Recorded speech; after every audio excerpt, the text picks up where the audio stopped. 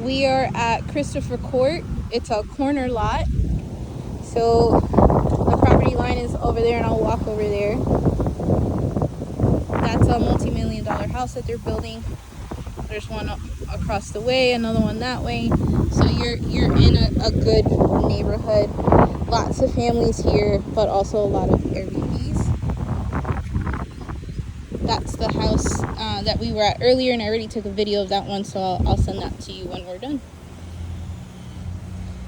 And a big circle driveway. So yes, you don't have a garage, but you can fit easily 10 cars here, or boat, whatever you want to do, an RV. You can attach a carport here if you wanted to. It's the roof. From what I can see here, no damage. Of course, you want to get your home inspection done and at least make sure that the roof is in good condition. That's a door to the garage. Air conditioner you're gonna have to change out. I don't see or haven't seen any cracking or siding cracks in the stucco here.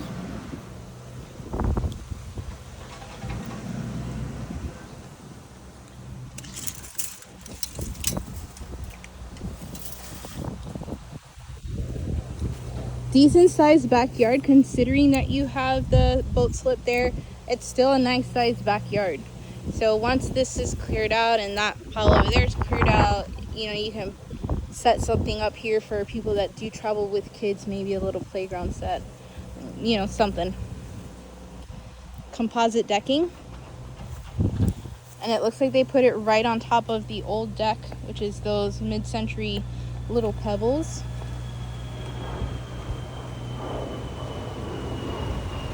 This was just redone.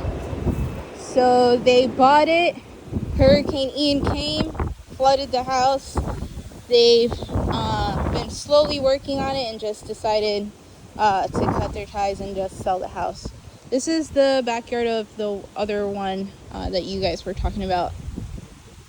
That house needs everything redone, including the roof. And possibly the seawall in that house. But this one, it's already done.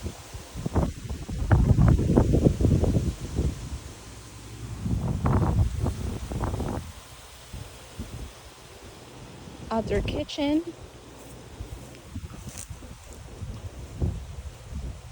Hurricane impact doors and windows. Like Brad said, that's going to save you a ton of money.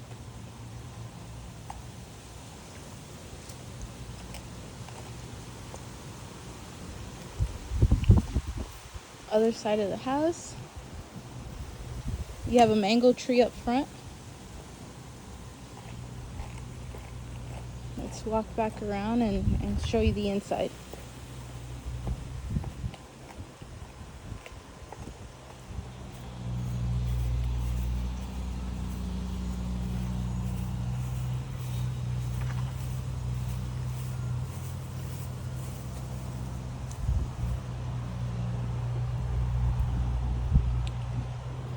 If you wanted to, if you could, maybe extend this out a little bit. You can have some front porch space. The house has potential. You can do a lot to it.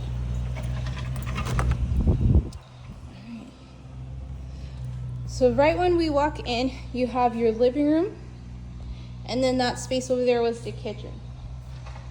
I suggest flipping it to the other side.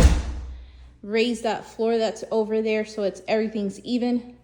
And then you can have your living room and dining room separate with a small eat-in kitchen.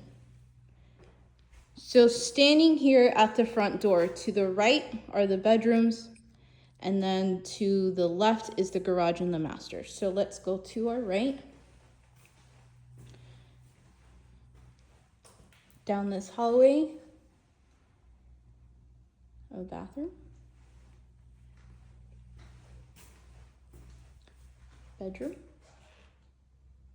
These are nice size rooms. So the older homes have bigger rooms. All the new construction stuff, the rooms are really tiny.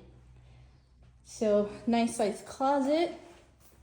You're traveling, you don't need a whole lot of space anyways. Another bedroom. Another closet.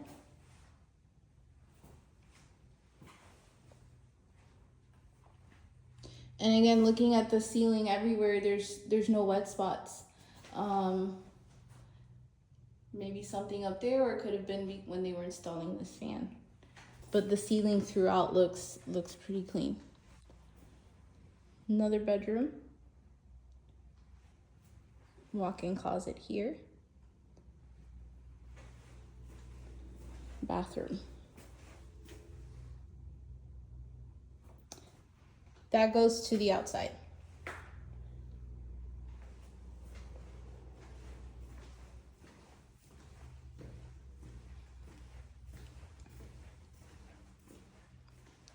And this is where they had the kitchen set up, so you can see the footprint of the island that used to be here.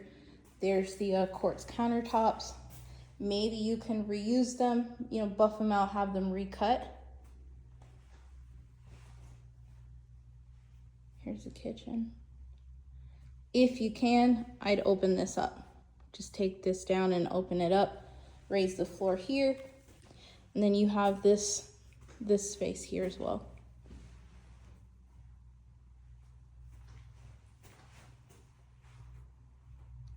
Here's the master. So it looks like they had French doors here.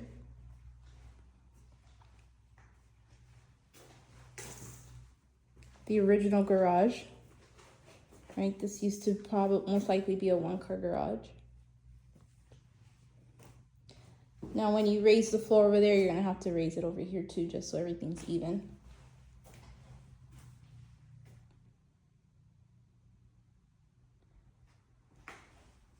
Nice big walk-in shower, double closet. You can do this as a his and hers, and then the laundry room.